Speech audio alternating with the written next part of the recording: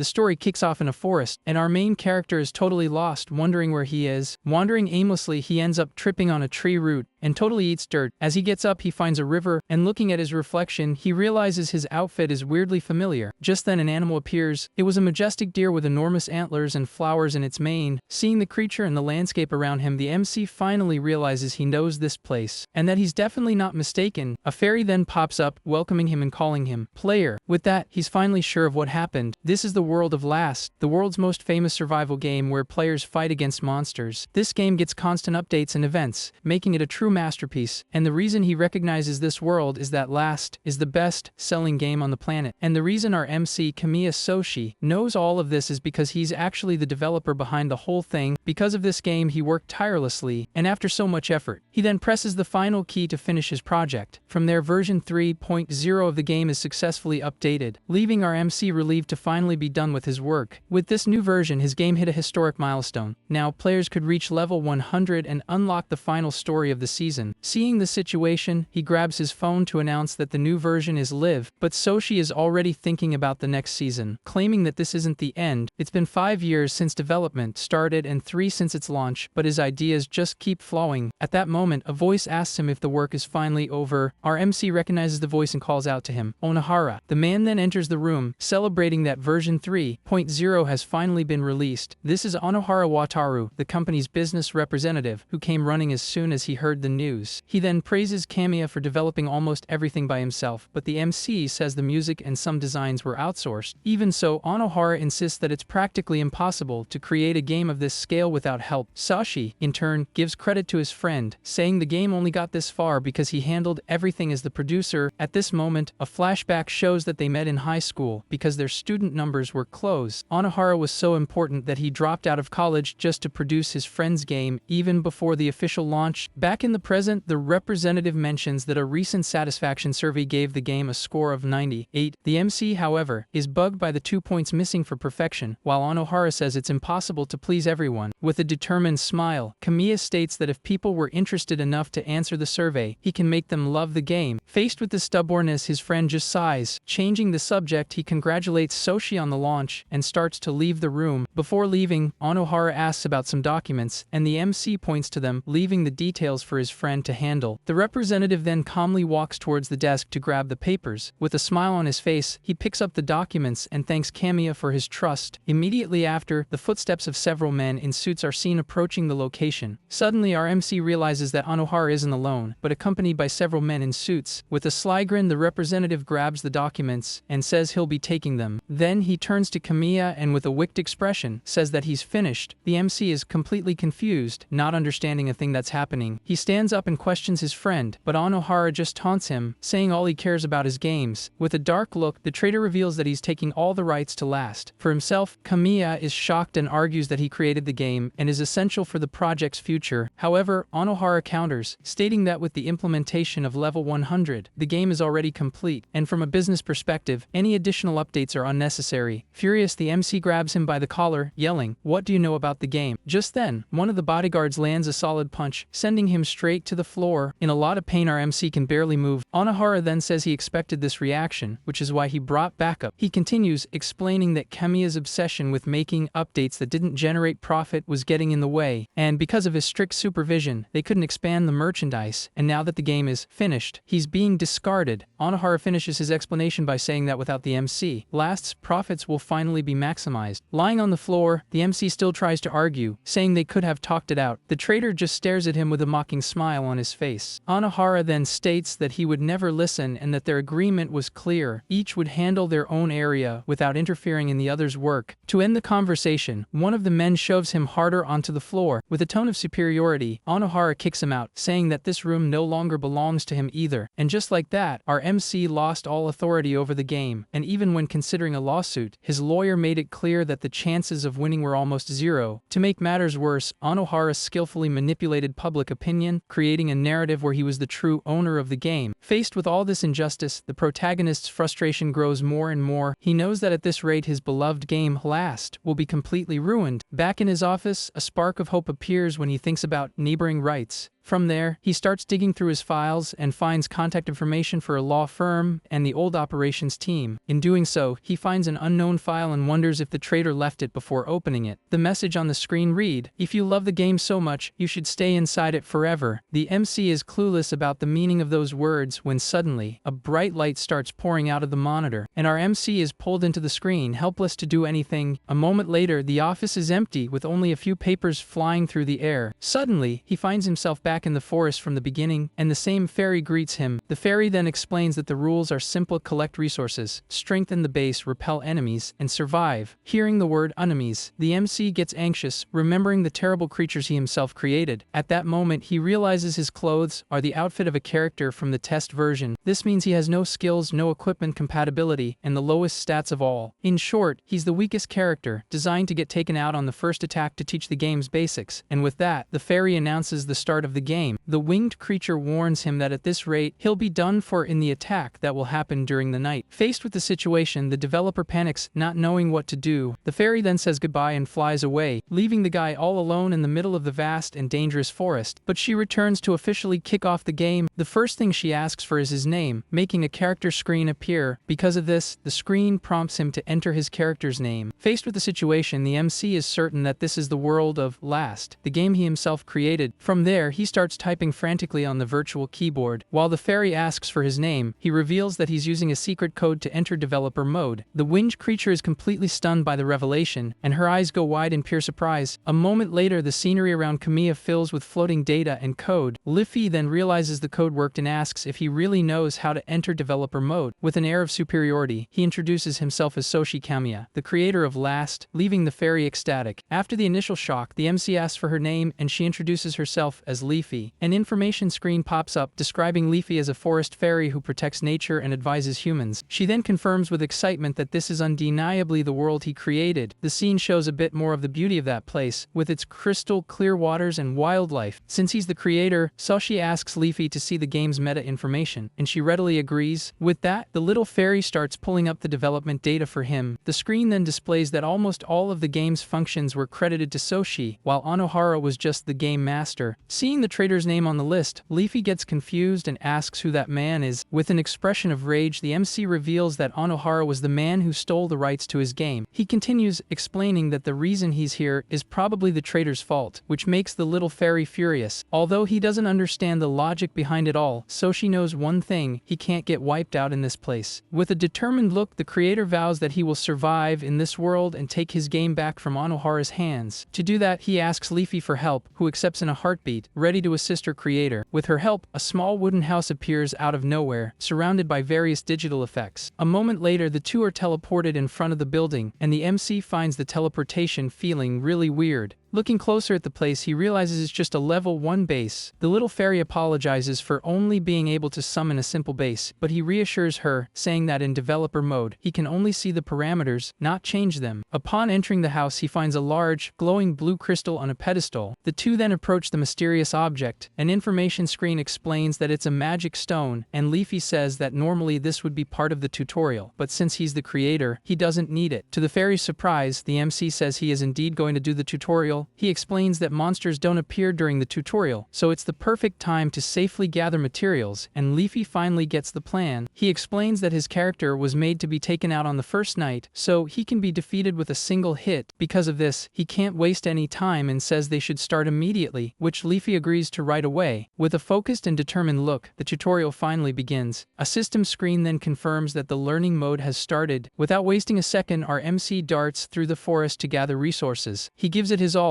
and being the creator of the game, he knows the location of every single material by heart. After a long day of work, the sun begins to set, and Leafy watches him from a distance. When he finally returns, the little fairy congratulates him on a job well done. The MC says they need to craft the items before it gets dark, and Leafy is shocked that he managed to get so many materials just during the tutorial. With a confident smile, the guy explains that he himself designed the game so that this would be possible within the specs. The winged creature, however, reveals that although it's possible, no no player has ever managed to pull off this feat before. With the materials in hand, the magic stone begins to glow, starting the crafting process. Both of them then watch the magic crystal attentively as it works. A moment later, the crafting is a success, and a wooden sword and a small barricade are forged. Satisfied with the result, Kamiya confirms the item creation on the screen. Even with the items, the MC knows the equipment is way too weak and that his character wasn't designed to win at all. He calculates his chances of survival are a few percent at best, because normally the player would be guided to the full version of the game, but now his life is on the line. Suddenly, the sky darkens and a red moon appears on the horizon, signaling that the nightly attack is about to begin. A mission screen then appears with the objective to survive the night, and a worried Leafy wishes her creator good luck. In the middle of the dark forest, a familiar silhouette emerges from between the trees. It was the same majestic deer he had encountered earlier. However, before it could do anything, the poor animal is brutally taken down by another creature. Seeing the terrible scene, our MC prepares for the combat ahead. The monster that emerges from the shadows is a goblin, a low-level creature, but one that shouldn't be underestimated. To prepare for the fight, the game creator quickly opens his status screen. The screen reveals that all his attributes are at level 5, and he only has a wooden sword with no special abilities. Without wasting time, the goblin leaps towards Kamiya, ready to strike. Our MC, however, remains calm and extremely focused. With an agile move, he manages to dodge the monster's attack by a hair's breadth. Liffy is impressed by the dodge and realizes he only managed to do it because, as the creator, he perfectly knows all the goblin's parameters and attack patterns. Despite knowing the goblin's moves, the battle remains intense and frantic. The monster attacks relentlessly, and in a moment of carelessness, it manages to hit the MC's arm. He gets frustrated for not being able to avoid the blow even though he knew it was coming, because his speed is too low. Trying to fight back, the guy attacks with his sword, but the blow has no effect on the goblin. His strength is also insufficient, and the creature glares at him with a wicked smile. With a powerful counter-attack, the monster lands a direct hit to his face. The impact is so strong it makes him spit out a bit of blood. The blow sends him flying and his wooden sword falls beside him. As he gets up, he feels the real pain of the wound, but it only makes him more determined. With a look full of fury and determination, he swears he won't let the creator of Last be taken out by his own game. He then gets up, grabs his sword, and prepares for the next charge. With a new strategy in mind, he starts running towards his base with the goblin chasing him closely. Since his stats are so low, he knows he can't face the monster head-on, but he has a plan. In the blink of an eye, he accesses the crafting menu and selects the wooden barricade he had made earlier. With a surprising and acrobatic move, he leaps over the newly created barricade. Unable to stop in time, the goblin doesn't see the trap in its path. Because of this, the creature runs straight into the wooden barricade and ends up getting impaled. Seizing the opportunity, our MC uses his full body weight to attack the immobilized monster. He then unleashes a series of merciless blows with his sword. After an exhausting and breathless battle, Kamiya finally manages to defeat the goblin. The MC then stands tall, observing the result of his first and difficult victory. A moment later, a system screen appears, congratulating him for completing the mission to survive the night. With the mission complete, the terrifying red moon disappears, and the night finally comes to an end. Alongside Liffy, he reflects that even being the creator of this world, surviving here is an extremely difficult task. Despite all the challenges, a look full of determination appears on his face. He faces the new day with a promise that he will survive at all costs, and even if he hits rock bottom, he will fight to crawl his way back and reclaim everything that was stolen from him. With the arrival of morning, the sunlight illuminates the forest, marking the start of a new day. Back at his base, Kamiya examines a new weapon he created and is impressed by how realistic the item's texture is. Liffy then greets him with a cheerful good morning and asks if he's going out to gather more materials again. The MC, however, says no, explaining that yesterday's tutorial was enough and now he'll focus on crafting items because he needs to find gear as soon as possible. He then explains that in Last, various materials can be collected around the base. These materials are converted into 3 types of basic resources and stored in a mana stone. The first resource is mana, which acts as life energy to develop characters or create magic items. The second is element, needed to produce physical goods like food and buildings. Lastly, the third is gold, which serves as currency to buy items that can't be crafted. With all his knowledge of the game, he places his hand on the mana stone to begin the process. Facing the crafting screen, he prepares to use the resources he has accumulated. The crafting is a success, and he manages to create a bow, 10 arrows, a watchtower, and some logs, but Leafy recognizes that combination of items as a requirement for a specific character to appear. Kamiya confirms her suspicions and reveals that to survive, he's gonna need allies, especially if he wants to get past the 7th day. Hearing this, the little fairy panics and screams about a stampede. The guy then explains that although monster attacks happen every night, every 7 days there's a massive outbreak called a stampede. This event is so difficult that even players of the full version barely survive, making it theoretically impossible for a test character. Liffy is terrified by the idea, knowing that no matter how good he is, surviving that with such a weak character is an impossible task. He then asks what happens if you get wiped out in this world, and the little fairy replies that she doesn't know, but since defeated NPCs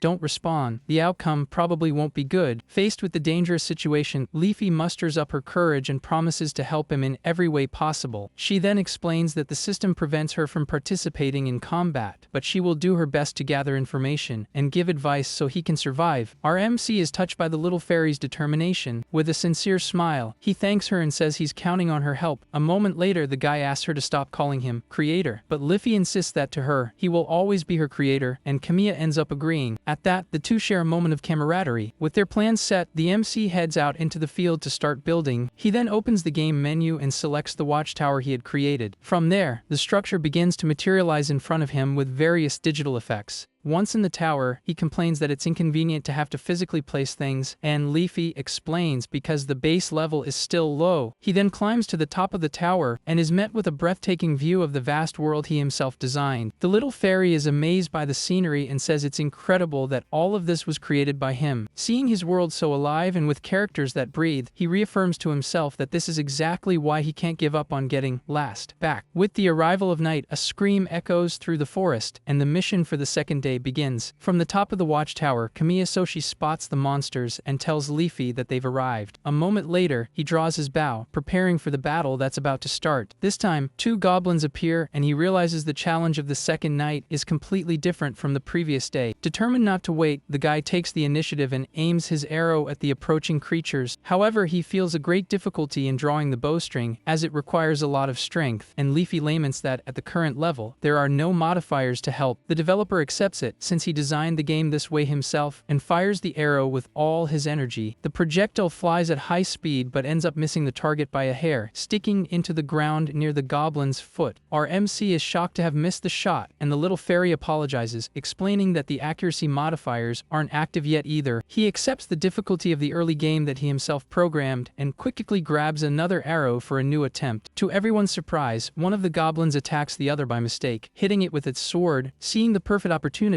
Kamiya celebrates and hurries to shoot once more. With a perfect shot, he hits the remaining monster square in the chest. The creature then lets out a cry of pain as it's hit by the arrow. Without hesitation, the creator leaps from the watchtower to finish the fight up close, leaving Leafy extremely worried. He lands already preparing for the final attack, using all the knowledge he gained in the previous battle. Even with low stats, he knows he can win if he can stay one step ahead of the enemy. From there, he concentrates fully and aims his bow with the utmost precision. Since accuracy in the game is inversely proportional to distance, he gets closer to guarantee the hit. With that, the arrow goes straight into the creature's weak spot. The impact is so strong that the monster is thrown back violently. A moment later, the guy turns to face the last remaining goblin. Without missing the opportunity, he fires another perfect arrow at the enemy. The creature falls to the ground, wounded but not completely defeated. Taking advantage of the proximity, the goblin tries to grab the MC's bow in a last-ditch effort. However, the developer uses the weapon itself to defend himself and finish off the monster. Covered in splatters, the guy stares at the result of the battle as a system screen appears. Liffy then flies to him and congratulates him on the victory, and our MC just nods in agreement. The scene pans out, showing the battlefield with the 2 defeated monsters. At the same time, deep in the forest, a mysterious figure watches everything from afar. The next morning, the creator begins to inspect the base's perimeter to prepare for the upcoming challenges. He examines one of the used arrows, as he can't afford to waste resources and needs to recover all that can still be used. Checking his inventory, he notices he only recovered one of the 2 intact arrows and, with a smile, realizes his plan to lure someone out worked. From there, a recruitment mission about the whereabouts of the lost arrow is activated in the system. With that, the 2 follow the footprints on the grass towards the forest. The little fairy warns him to be careful but states that she'll be safe since the system prevents her from interfering and also from getting hurt. And so, our MC continues to follow the trail left on the ground. The game Last has a system where NPCs can become allies if the player meets certain conditions and completes their unique mission. These companions have various specialties, from combat to production, making them essential to beat the game. Faced with the situation, the guy reflects that he needs allies because his life is on the line, but Leafy suddenly calls out to him. The little fairy then points to a spot and asks if that's where they need to go. Hidden in a tree, a young huntress holds the lost arrow while observing a rope trap on the ground. The arrow is stuck in the grass right in the middle of the trap, serving as bait. Suddenly, the girl tries to activate the trap but fails and clumsily falls from the branch. After the fall, she quickly pulls herself together on the ground. A moment later, she draws a knife, and a system screen introduces her as Anmon, the young huntress. Suddenly, a log trap swings towards Anmon, putting her on high alert. Our MC appears and tries to calm her down, saying they're not enemies. Not listening, the young huntress leaps away, and the guy asks her to just listen. He tries to catch up to her but fails and introduces himself as Kamiya, asking for her name, but to no avail. Faced with the situation, the developer and Leafy just watch as the girl disappears into the forest. The creator is confused because he never implemented a development like that, and the fairy explains that since he has become a resident of the world, the game's scenario no longer unfolds automatically. The winged creature concludes that they might have scared her, and that now he'll have to persuade her with real dialogue, not game mechanics. From there, he wonders if the characters are really alive, and if he handles the situation incorrectly, they could become permanent enemies. Back at his base, a system screen confirms that the gathering mission is complete, and Leafy welcomes him back. The little fairy asks if he managed to restock the necessary elements, and he confirms, saying that luckily, no monsters appeared. The guy then enters the house to start crafting, and his companion asks if he thinks the plan will work. With a confident air, Kamiya states that he was the one who wrote her story, and therefore, he believes his method has the highest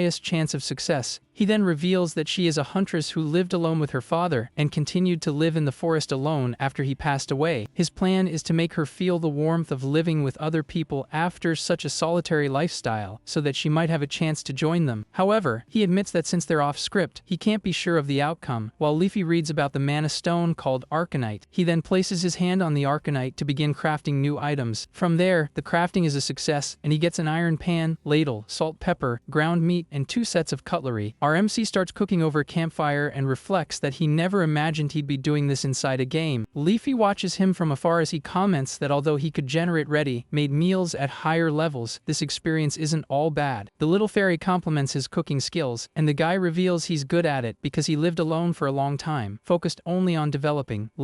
At that, a memory surfaces, showing Anohara visiting him frequently right after he graduated from high school. The memory of the traitor makes his expression more serious and dark. Back in the present, he says that's ancient history now, while Leafy looks at him with a worried expression. Suddenly, a noise in the bushes catches their attention. Anemone then appears suddenly, aiming her bow directly at them and scaring Leafy in the process. The creator raises his hand in a gesture of peace and tries to calm her down, but the suspicious huntress asks if there's anyone else with them. The guy is a bit confused by the question but prepares to answer. He then says no, that he's alone, and Leafy cowers in fear next to the huntress. He introduces himself again, and the girl finally reveals herself as Anmon, explaining that she was hunting and suddenly found herself in a forest she didn't recognize. The MC then says he understands, as he himself just arrived in this place too. Anmon keeps her bow aimed at him, still suspicious, and our MC explains that even if she told him where she came from, he wouldn't know the region. To break the ice, the guy offers some of the food he prepared, assuring her it's not poisoned and that he just made too much food for one person. Even with the bow still in hand, the smell of the food catches the young huntress's attention. With a little hesitation, she approaches and sits at a safe distance. He then serves her a plate and explains how the hamburger steak is made, and so the girl begins to eat while our MC watches her from a distance. Taking the first bite, she is completely amazed by the flavor of the meal. A moment later, she starts devouring the food non-stop. After finishing everything, she praises the food, saying it was the first time she had eaten something so delicious, and the guy is happy with the result. The huntress then asks if he can make more, and the creator confirms he still has the necessary ingredients. However, he stands up and says that for that, she'll have to pay a price. Suspicious, Anemone asks what he wants in exchange for the food. Just then, the sky darkens, and he reveals that he needs her strength in battle, as this place is very dangerous. The young huntress understands what he means and agrees that to not be the prey, you have to be the hunter. A system screen then appears announcing that the recruitment mission has progressed, and that if they fight together and win, she will join the base, and Anemone accepts the proposal. As soon as the deal is sealed, red eyes appear in the darkness of the forest, signaling the start of the nightly attack. A moment later, 3 armed goblins emerge from the trees, ready for battle. Leafy counts the visible monsters, but the MC corrects her, saying there are even more hidden. Indeed, smaller creatures were hiding behind the larger ones, just waiting for the right moment to strike. With that, a horde of goblins reveals itself, making that night's challenge much more difficult than expected. Faced with the situation, the guy draws a sword with digital effects and yells to Anmon that he needs backup. The huntress is surprised to see the weapon appear out of nowhere and wonders if he has a contract with a mana stone. With no time for explanations, our MC charges forward alone and faces several monsters at once. Anemone analyzes the fight and realizes that even with her help, the situation is extremely complicated. To create an opportunity, the developer kicks one of the goblins away and yells for the huntress to shoot. Taking advantage of the opening, the girl aims her bow and prepares to fire. With impeccable aim, the arrow hits one of the monsters square in the head, dropping it instantly. She is impressed by his ability to fight and at the same time keep a clear line of sight for her attacks. The creator then holds another goblin and yells for her to ready another arrow. Once again, the teamwork functions perfectly, and another monster is hit by a perfect arrow. The battle intensifies, and one of the larger monsters manages to knock the MC to the ground. Even pinned down, the guy decides to use the enemy's momentum to his advantage to turn the tables. With a quick move, he uses his legs to launch the creature over himself. Seizing the chance while the goblin is still in the air, the creator finishes it with a precise cut from his sword. Anemone continues to provide support from a distance with her bow and arrow, maintaining total concentration on the fight. The problem is that the horde of monsters seems endless, and more creatures keep pouring out of the forest. To make matters worse, a new group of larger and stronger goblins joins the attack. Kamiyasoshi finds himself surrounded but continues to fight bravely while the huntress is shocked by the number of enemies. The young woman tries to hit one of them with an arrow, but the shot only hits the monster's arm, and she realizes the bow isn't fast enough. Seeing that she needs to change tactics, the girl puts away the bow and draws her knife for close quarters combat, and so she charges at 2 goblins at once, using her agility to fight. Realizing the danger, the creator yells for her to fall back towards the cabin without worrying about defeating all the enemies. At that moment, one of the smaller creatures rushes to attack Anemone from below. The huntress, however, was already aware of the monster's movement. With an impressive acrobatic move, she dodges the attack and prepares a devastating counter-attack. Taking advantage of the retreat, one of the goblins missteps and triggers a trap hidden on the ground. With that, the ground opens up, and the creature falls straight into a camouflaged pit. Because of this, the monster ends up being impaled by the wooden stakes at the bottom of the trap. While fighting one of the larger goblins, our MC is relieved to see that his strategy of setting traps worked. A brief flashback shows that he had already prepared the ground before the battle using his creation skills. At the same time, Anemone charges fearlessly towards another giant monster to provide support. The creator uses the enemy's own club to defend himself but feels the huge difference in strength due to his low stats. The creature then raises its weapon to deliver a final blow, leaving the guy in a very dangerous situation. However, an arrow hits the monster's shoulder just in time, saving the developer by a hair. With a second wind, a look full of determination appears on his face. The one responsible for the shot was Anemone, who continues to fight fiercely, eliminating the surrounding enemies. After a long and exhausting battle, the night finally comes to an end, and a system screen congratulates everyone on the victory.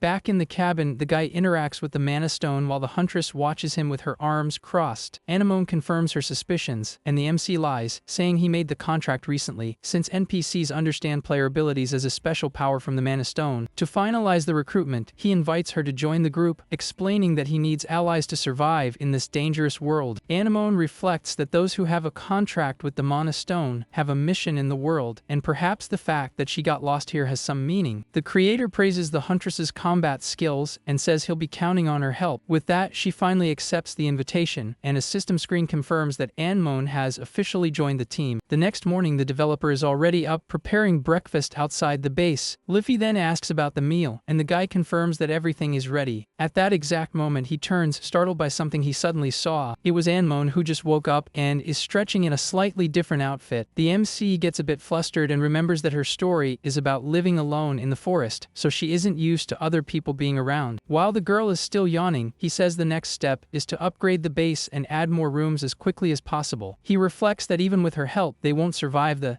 stampede, and so upgrading the base is the key to survival. And so the guy starts gathering more materials for future constructions. He gives it his all, using his developer skills to optimize resource gathering. Anmon watches him from a treetop and comments on how efficient he is at collecting materials. Back at the cabin, the creator and Leafy check the amount of resources they've managed to accumulate. Seeing his worried expression, the huntress asks what's wrong, and the MC reveals that the resources still aren't enough to upgrade the base. He explains that if they store enough resources in the magic stone, they can build buildings and set up barricades. And that's why he asked Anmon for help. But even so, they still don't have enough. The MC then reveals that every 7 days, a gigantic monster appears, and that's why they need a lot of barricades and traps to survive. Understanding the gravity of the situation, the huntress offers to gather more materials, and the creator thanks her, saying he'll think of other options in the meantime. He laments that even with Anmon's help, it would be impossible to gather everything in time and that it would be great if they had a boost in the collection rate, but his character doesn't have that bonus. Not letting himself get discouraged, the guy asks Leafy to open all the developer mode consoles. The little fairy promptly complies with the request, and several code screens appear around them. The creator comments that it would be great if they could adjust the parameters directly, but he knows that's too risky with the game running. Last has a complex game system with several adjustment AIs running in real time. These AIs constantly monitor the game's balance and the actions of players and monsters. If there's any numerical discrepancy, the AI immediately corrects the problem to prevent bugs. However, too many arbitrary changes can exceed the AI's correction range, causing unexpected bugs and system failures. Despite the risks, the guy knows they won't survive the 7th day without a solution and starts looking for a method outside of normal gameplay. Suddenly, he has a brilliant idea and wonders if, with the developer functions, there's a way to level up without needing so many resources. With this new hope, he asks Leafy if they can use the instant build mode, leaving the little fairy completely surprised. The instant build mode is a test function used during the game's development. With this function, it's possible to build facilities and upgrade the base without worrying about the amount of resources. Leafy understands the plan and realizes that this way, the system's AI won't interfere with corrections, as the system was designed to accept modifications made with developer authority. Since the creator is logged into developer mode, the API might be open, and the little fairy offers to look for access. After a brief search, the little fairy finally finds what she was looking for and says that although it's impossible to access from the console, she might be able to if she dives directly into the system. Without wasting time, she dives headfirst into the game's data, and the guy yells for her to be careful, as that is very dangerous. Suddenly, the world's view transforms into a stream of floating data and code. Leafy then spots the API access point amidst the digital chaos. She approaches and begins to interact with the system's control panels. However, a system failure begins to corrupt the data around her. The little fairy is confused about what's happening as the error spreads. Amidst the corrupted code blocks, she realizes something is very wrong. Suddenly, she is attacked by a system security program and screams in desperation. The maintenance AI identifies her as a bug and attacks her with full force. With great effort and speed, the little fairy manages to escape the attack and activate the instant build mode. A system screen then comes that access has been successfully granted. However, the maintenance AI remains active and prepares to attack again. With that, the security program launches itself towards the little fairy once more. A moment later, Leafy returns to the real world and the MC catches her. Worried, he asks if she's okay, and the little fairy confirms, saying she was almost devoured by the maintenance AI. The creator already expected this, as her entry into the system is not normal behavior, which is why the AI recognized her as a bug and tried to eliminate her. The little fairy is completely terrified upon hearing the word eliminate. The guy then asks her to try peeking at the system from the console without having to go back in, and she agrees, scared. Upon doing so, the little fairy gets scared once again. She screams in terror upon seeing that the maintenance AIs have multiplied.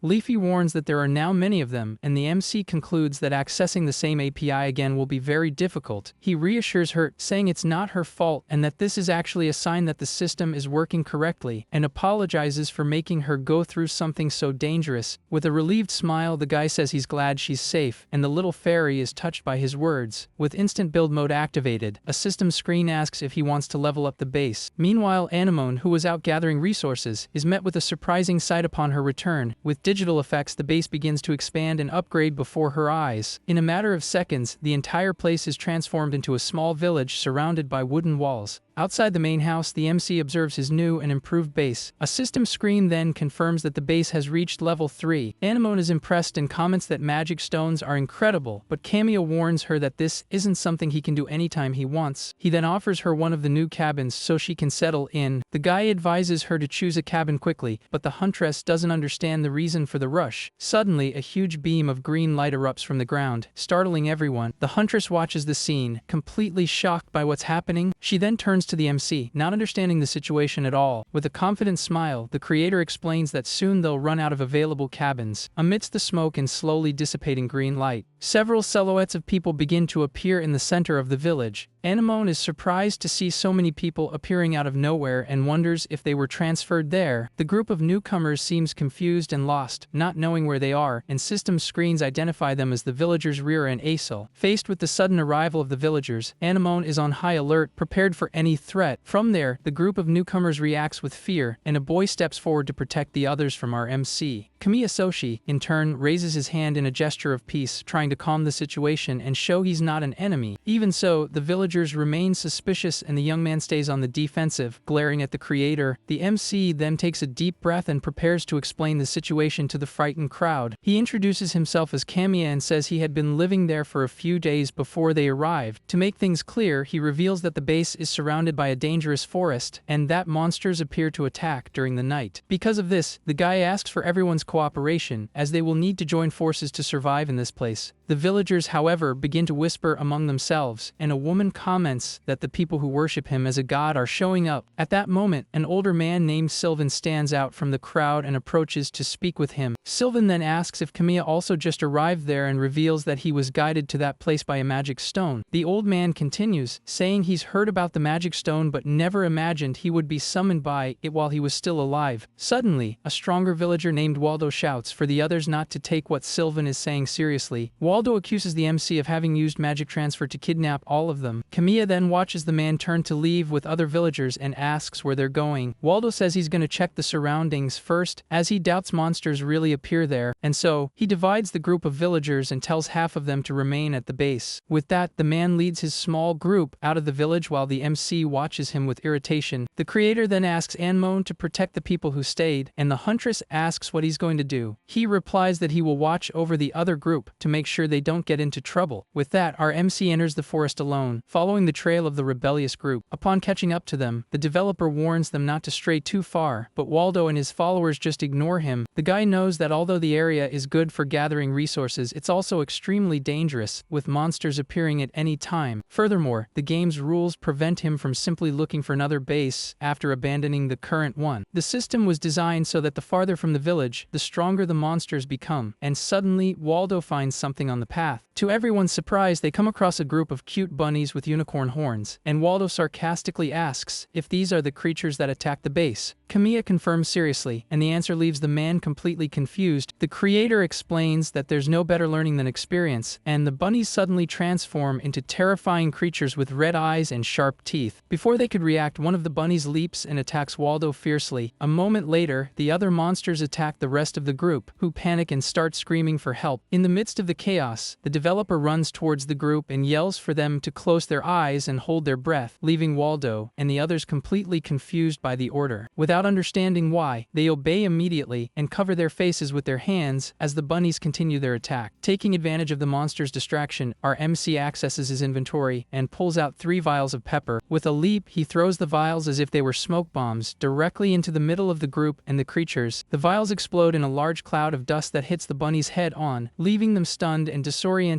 The pepper makes Waldo sneeze and cry uncontrollably, while the creator yells for everyone to run from there. A moment later, the guy grabs one of the injured villagers and hurries them to run back to the base. And so, he helps the group escape, but Waldo is still left behind, trying to recover from the pepper attack. After returning safely to the base, Waldo and the others receive medical treatment while life in the village continues. From there, the villagers begin to train to defend themselves, with Anemone teaching archery and Waldo practicing with the sword. With great determination, the man shouts that he will continue training, and Anemone tells him and his group to repeat the exercise 50 times. One of Waldo's companions comments that he's very motivated, and the man replies that next time, they'll really win. From a distance, our MC observes the training of the new village residents. Liffy then flies to him and says she's glad they've gained more allies, and the creator agrees. Somewhat distracted, the little fairy asks if something is wrong, while the young villager Assel trains, with difficulty using a heavy sword. The winged creature then recognizes the boy and is completely shocked by what she's seeing. Our MC explains that in the early stages of the game, there are events and characters to help players understand the rules. Assel is one of those characters,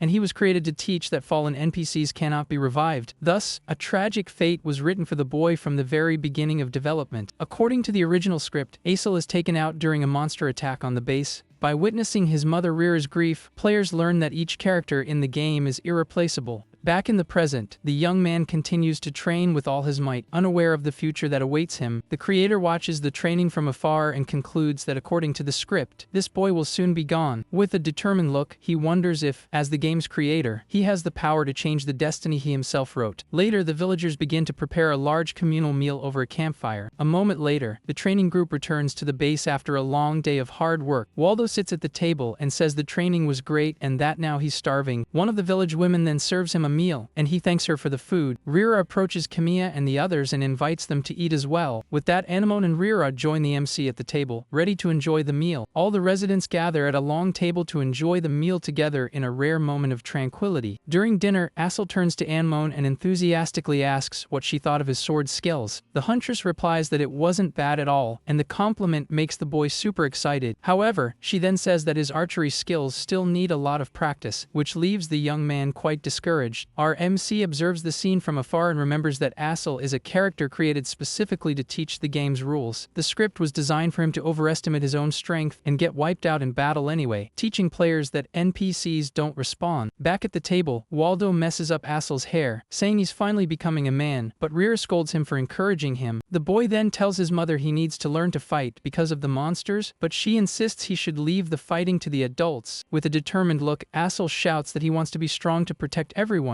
just like his father was. Rira confirms that his father was strong but that he never confused recklessness with courage. Hearing the conversation, the creator realizes he needs a new strategy to keep Assel alive, one that uses the boy's courage intelligently. Sylvan then interrupts the discussion and tells Assel that's enough of that topic. The elder reinforces that he is still a child and not ready to fight like an adult, and the boy agrees with his head down. The developer becomes thoughtful and reflects that everyone needs to work together to protect the village, but corrects himself, remembering that this place isn't quite a village. Sylvan notices his distraction and calls out to him, causing our MC to apologize and say he was just lost in thought. Sylvan then changes the subject and asks the MC if by any chance there are any drinks around, but Waldo scolds him for the question at such an inopportune moment. The elder, however, laughs and says it's precisely because they're about to fight that he wants to drink, as he's decided he's not going out sober. With a look of disapproval, our MC comments that the old man's resolution is quite pathetic. Even so, he stands up and promises that if everyone survives that night's attack, he will arrange for some drinks for a toast, which makes Waldo and Sylvan extremely excited. Liffy then appears on the creator's shoulder and, noticing his serious expression, asks if something is wrong. The scene shows a bit more of the meal, with the villagers laughing and having fun. The guy reflects that all these people are alive and that he was the one who threw them into this brutal survival game. The little fairy gets a sad look, realizing the weight of the guilt her creator is feeling. She tries to console him, saying that it was necessary to make Last the ultimate game and that without him, these people wouldn't even exist. The developer, however, thinks that the last thing he wants to be is an irresponsible god who creates things without taking responsibility for them. As late afternoon arrives, the base falls silent as everyone prepares for the battle to come. Our MC then gathers all the villagers and warns that there will likely be another monster attack that night and that they need to review the formation. He begins by explaining that those who won't be fighting should guard the perimeter from inside the base, and that although the monsters usually come from one direction, they can't be careless. For the combatants, he assigns the 3 best archers to form an archery squad led by Anemone. Finally, he instructs everyone else to grab their swords and head to the front line to fight in pairs. The creator continues to detail the formation, explaining that one of the pairs will serve as guards in front of the archery squad. He then assigns Waldo's group to the front line, and the man celebrates, saying it's payback time. Faced with the situation, Waldo asks the MC who he will be fighting with in the upcoming battle. To everyone's shock, the guy announces that Asura will be his partner, leaving the boy and his family completely stunned. Rira, the young man's mother, steps forward and pleads with him not to throw her son into a fight like that. Our MC faces her calmly and says he completely understands her concern. However, he explains that unfortunately, staying in the rear guard doesn't guarantee anyone's safety. And he continues, saying that if Asura is willing and able to fight, the sooner he gets strong, the better to increase his chances of survival. With a look full of determination, Kamiya promises that he will do everything in his power to protect the boy. His strategy is based on the fact that the system's AI is programmed to ensure Asura's demise, and by putting him on the front line, it's easier to predict the enemy's movements. He knows it's not a guarantee, but to reverse a programmed event, they need to take risks and overcome them. Anemone then intervenes and tells Rira that she can trust the MC when it comes to combat as long as Asura is willing. With a cry of determination, the young man accepts the challenge, saying he wants to be strong just like his father was. Rira watches her son with a mix of pride and fear but ends up accepting his decision. As the sun sets, a hand clenches tightly, for everyone knows this is a cruel world, and seeing the light of dawn is never a guarantee. With an inspiring speech, our MC raises his fist and declares that tonight they will be the victors and the survivors, and the crowd cheers him on with war cries. A moment later, night falls and a sinister red light covers the base as hordes of monsters pour out of the forest towards the village. An army of goblins with red eyes and sharp teeth advances, and a system screen announces the start of the 4th day's mission, with the objective to survive the night. The battle then begins, and the villagers' formation works perfectly, with the creator and Asura on the front line, and everything going exactly as planned. To ensure nothing goes wrong, the guy asks Leafy to keep an eye on Azel and notify him immediately if anything happens, and the little fairy agrees at once. From the top of the watchtower, Anemone leads the archers and shouts for them to keep firing to disperse the group of monsters. From there, a shower of arrows rains down on the horde of creatures, hitting several targets and causing disorder in the enemy ranks. The arrows continue to fall, creating impact explosions on the battlefield, managing to slow the monsters' advance. The MC praises the good work and yells for everyone to finish off the enemies one by one, and tells Waldo to protect the archer's tower, and the man responds with confidence. Although the number of monsters had increased with the base's level, for everyone's first battle, they were doing surprisingly well. Using the strategy of fighting in pairs, the villagers prevent the enemies from coordinating and eliminate them efficiently. Waldo advances with his partner and comments that the creatures are much weaker than he imagined. Suddenly, a much larger and stronger goblin appears and blocks Waldo's attack with its bare hand. The giant monster's eye then begins to glow with digital data, indicating that the system's AI is focusing on a specific target. Asura watches the scene completely terrified as one of the villagers struggles to defend himself from a goblin. Realizing the situation has become much more dangerous, the giant monster takes advantage of Waldo's partner's distraction to attack, and the man scolds him for looking away in the middle of a fight. Working as a team, the two finally manage to defeat the creature, and Waldo asks if his partner is sure about what's happening over there. A view from above shows the intense battle, with the traps and the archer's arrows working perfectly to thin the horde of monsters. With the effective use of traps, they manage to reduce the number of enemies, and as the creator expected, Asura's presence makes the creature's movements easier to predict. However, the world of Last is not so merciful, and the situation begins to change drastically for the worse. A small goblin with a knife sneaks up behind one of the villagers who is busy fighting. Its eye glows with digital data, revealing that the system's AI is targeting a new objective. The villager turns, completely confused by the sudden change in the monster's behavior. Suddenly, the goblins become much stronger, and the villagers start to be pushed back, shouting in surprise at the power increase. From the top of the tower, Anemone also notices that the creature's movements have become strange and much more coordinated. Realizing the urgency, the huntress leaps from the tower and leaves her post to help on the front line. She then runs in the middle of the battle while our MC and Asura fight side by side against the monsters. Leafy watches everything with extreme concern and tries to get her creator's attention. She screams desperately, warning that there's a monster right behind him, and the guy turns around in a state of shock. However, the creature completely ignores him and advances straight for Asura. Just as the system had planned, the creator desperately yells for Asura to get up as the boy is on the ground, surrounded by two goblins. With tears in his eyes and a glint of determination, Asura prepares to face his fate. As one of the monsters prepares for the final blow, a perfect arrow hits the creature's eye, saving the boy by a hair's breadth. The one responsible for the shot was Anemone, who continues to provide support with her bow and arrow from a distance. She hits another goblin in the eye, and the monster yanks out the arrow in anger as the huntress approaches. The girl is shocked to realize that the creatures are completely ignoring her, which is unthinkable based on the normal behavior of goblins. In another part of the battlefield, Waldo lets out a war cry and springs into action. He attacks one of the monsters with all his strength, using his combat skills to turn the tide. With a confident smile, he says he won't lose to mere goblins and manages to immobilize one of them. However, one of the monsters catches him by surprise with its club and sends him flying with a single blow. Lying on the ground and surrounded by enemies, the man finds himself in a very dangerous situation. Breathless and frightened, Asel watches the scene and realizes he's completely alone and unarmed. Our MC then shouts for him to ready his sword and not give up the fight. With a second wind and the creator watching over him, the young man gets up and prepares for combat. However, he's completely frozen with fear, unable to move in the face of the threat. Seeing that Asel won't react, the creator throws himself in front of him and blocks the goblin's attack with his sword as the boy screams his name in fear. With great difficulty, the guy holds back the blow and realizes the monster's power isn't normal. He then concludes that this is a system intervention to ensure Asel's demise. Even though he manages to block the attack, the MC is hit by a blow to the side, and Leafy shouts his name. Worried, one of the monsters takes the opportunity to attack Asel again, but the boy manages to dodge just barely. Anemone then appears, and with a powerful kick, she lands a direct hit on the goblin, knocking it to the ground. She positions herself in front of Asel to protect him, and carefully watches the fallen monster. Suddenly, another goblin attacks Waldo, but the man manages to defend himself with ease. He then finishes off the creature with a powerful punch, throwing it to the ground with force. With a victorious smile, Waldo comments that humanoid monsters are great because they're easy to punch. Next, Anemone charges to attack another monster with her knife, but it manages to dodge. Seeing the situation, the creator yells for Anemone and Waldo to draw the enemies away. Waldo replies that it's easier said than done as he continues to fight the goblins. He manages to land a powerful punch on one of them, but another attacks him from behind with a club. Anemone yells for him to push the monsters back, and the man agrees, ready to continue the fight. While holding one of the goblins, the creator yells for Asel to aim for the creature's head, but the boy hesitates in fear. The guy encourages him, saying that this is the turning point of his destiny, and that if he wants to live, he needs to fight. With a look full of determination, the young man tightens his grip on the sword and prepares to attack. With a war cry, Asel attacks the monster with all his might, landing a direct hit. The MC takes the opportunity to counter-attack and sends the goblin flying. With a final precise blow, he finishes off the creature once and for all. The monster then falls to the ground, defeated, and its club flies through the air. The creator turns to Asel and congratulates him on a job well done, leaving the boy relieved and proud. With a new burst of energy, the guy shouts that they're almost there and that they need to keep fighting. The battle continues intensely, with everyone fighting with all they have against the horde of monsters. One of the villagers defends against a goblin's attack with his shield while preparing to strike back. With a quick and precise movement, he delivers a sword strike to the enemy. The scene pans out, showing all the warriors bravely fighting against the remaining monsters. The MC's sword shows signs of wear, with several cracks and chips on the blade. After a long and exhausting battle, one of the villagers joyfully shouts that they won, and everyone celebrates the hard-fought victory. A moment later, a system screen appears, congratulating everyone for completing the 4th day's mission and surviving the night. Rira, Asel's mother, watches her son from a distance with a look full of relief and concern. With that, she runs and hugs him tightly, completely emotional that he survived the terrible battle. As the two share a tender moment, our MC and Leafy watch the scene from a distance with their arms crossed. The victory filled everyone with confidence, and they feel they can overcome any challenge that comes their way without losing anyone. However, this naive confidence would be shattered, as fate had an unexpected end in store for one person in that group. Suddenly, several digital effects surround the villagers, leaving them completely surprised and confused by what's happening. A system screen then reveals that the base has reached level 5, and the village expands before everyone's eyes. Waldo is impressed with the new walls and fortifications and comments that it's simply incredible. Sylvan observes the transformation and concludes that this is the power of the magic stone, and the creator confirms that he is right. The guy begins to explain that the monsters defeated in battle and the items collected in the forest serve as resources. These resources are accumulated inside the magic stone and become the source of power for the base's development. In exchange for these stored materials, they can use the stone's power to further strengthen the village. The MC continues, saying that when the base is strengthened, everyone's growth potential also increases. Anemone then sums it all up for Waldo, explaining simply that the stronger the base becomes, the stronger they can also become. A moment later, a system screen appears, congratulating everyone for completing the 4th day's mission and surviving the night. Rira, Asel's mother, watches her son from a distance with a look full of relief and concern. With that, she runs and hugs him tightly, completely emotional that he survived the terrible battle. As the The two share a tender moment. Our MC and Leafy watch the scene from a distance with their arms crossed. The victory filled everyone with confidence, and they feel they can overcome any challenge that comes their way without losing anyone. However, this naive confidence would be shattered, as fate had an unexpected end in store for one person in that group. Suddenly, several digital effects surround the villagers, leaving them completely surprised and confused by what's happening. A system screen then reveals that the base has reached level 5, and the village expands before everyone's eyes. Waldo is impressed with the new walls and fortifications and comments that it's simply incredible. Sylvan observes the transformation and concludes that this is the power of the magic stone, and the creator confirms that he is right. The guy begins to explain that the monsters defeated in battle and the items collected in the forest serve as resources. These resources are accumulated inside the magic stone and become the source of power for the base's development. In exchange for these stored materials, they can use the stone's power to further strengthen the village. The MC continues, saying that when the base is strengthened, everyone's growth potential also increases. Anemone then sums it all up for Waldo, explaining simply that the stronger the base becomes, the stronger they can also become. After the brief conversation, the MC turns and begins to walk away from the group. Rira then calls out to him again to remind him about breakfast, but the guy says he'll be back as soon as he checks the traps. The woman just nods, still with a worried expression on her face. The scene focuses on the barrel full of worn and damaged swords, all marked with red warning ribbons. With the arrival of night and a sinister red sky, the creator gathers all the villagers in the center of the base for final instructions. He then explains that tonight is the stampede, which occurs every 7 days, and that the attack will be much larger than anything they've ever seen. The developer asks those who will stay at the base to grab weapons and also protect the location from the inside, to avoid being overwhelmed by the number of enemies. He details that they will fight in a compact formation and assigns the positions of each pair. Waldo, with an axe on his shoulder, shouts for everyone to get moving and check their weapons well before the fight begins. Aso looks at his own worn sword with a determined expression, ready for the challenge ahead. All the combatants march together towards their posts outside the walls. From there, the warriors position themselves in their formations outside the main gate, waiting for the attack to begin. One of the villagers asks Asel if he's okay, and the boy replies that he is, even though he seems a bit nervous. Our MC then shouts to close the gates and for everyone to get to their battle positions. Inside the walls, the villagers, who are not on the front line, also prepare to defend the base with spears and bows. From the top of the wall, Rira observes the movement and reminds the creator of his promise to protect Azel at all costs. She then looks towards the front line, where her son and the other warriors await the battle that is about to begin. Suddenly, one of the villagers approaches her from behind and, with a broken sword, tries to attack her, leaving the woman completely terrified. At the same time, a gigantic horde of monsters with flying creatures emerges from the darkness of the forest. The army of goblins marches relentlessly, their heavy steps echoing across the field. A crowd of creatures with red eyes and sharp teeth reveals itself, showing the true scale of the dreaded stampede. A system screen then appears in front of the MC, warning that the 7th day has arrived and a large-scale invasion is happening. With his worn sword in hand, he faces the new mission objective, which is simply to survive the massive monster attack. To make matters worse, a new group of wolf-like creatures also joins the enemy horde. Seeing one of his companions frightened by the number of monsters, the creator yells at him not to falter, as they prepared a lot for this day. The horde of creatures advances mercilessly across the open field towards the fortified base and its small line of defense. The developer then looks at the watchtower and gives the order to fire the flaming arrows they had prepared. From the top of the tower, Amon concentrates fully as she prepares her bow to follow Kamiya's order. She shouts for the other archers to stay calm and aim exactly as they trained for the past few days. With that, a shower of flaming arrows is fired and flies towards the first line of monsters to begin the base's defense. The flaming arrow hits the ground and triggers a trap that was hidden in the earth. A moment later, a gigantic explosion occurs and easily devastates the first line of monsters. Waldo then celebrates the result and says that was a nice fireworks show while the MC observes everything seriously. A brief thought reveals that the creator managed to level up the base in time to produce gunpowder and create simple but effective landmines against the goblins. The guy, however, shouts for everyone not to lower their guard as more enemies are coming their way, and sure enough, several goblins emerge from the smoke of the explosion and continue to advance relentlessly. Among them, the wolf-like creatures also appear and let out a terrifying roar. With that, Waldo and the other warriors charge into close combat and face the monsters head-on. The MC and his partner also join the fight, and with a coordinated attack, they manage to take down one of the creatures. Asel also fights bravely, and with a war cry, he and his partner attack one of the monsters together. From the top of the watchtower, Anmon shouts for the archers to leave the front monsters to their allies and focus on the ones coming from behind. Despite all their efforts, the horde of creatures continues to get get closer and closer to the main gate and the watchtowers. The monsters finally get close to the walls, and the archers positioned there prepared to shoot. A new shower of arrows is then fired and hits several enemies head-on, causing more casualties in the horde's ranks. Even so, one of the creatures manages to get close to one of the villagers and nearly hits him with its sharp claws. One of the village women then shouts to get out of her way and, with her spear, saves one of her companions from a monster's attack. With that, the battle continues intensely near the barricades, and the villagers fight with everything they have against the goblins. The village woman's blow hits the creature square in the face and throws it back with the force of the impact. The scene pans out and shows that the pit traps the creator prepared are working and slowing the monster's advance. Because of this, one of the goblins ends up falling into one of the traps and being impaled by the wooden stakes at the bottom. Another creature tries to climb the barricade but is shot down by a perfect arrow from the archers in the tower. Seeing that the defense is working, the MC comments that at this rate, they might be able to hold the enemy's line of attack. Suddenly, the mood of the forest changes, and some dark feathers begin to fall mysteriously from the sky. From the battlefield, Anmo notices something strange in the sky and wonders what it is. One of the villagers then desperately shouts for Kamiya to be careful, as something big is approaching, and the guy is confused. A moment later, a gigantic foot crushes one of the goblins on the ground with absurd force and without any warning. With that, the MC is completely shocked to realize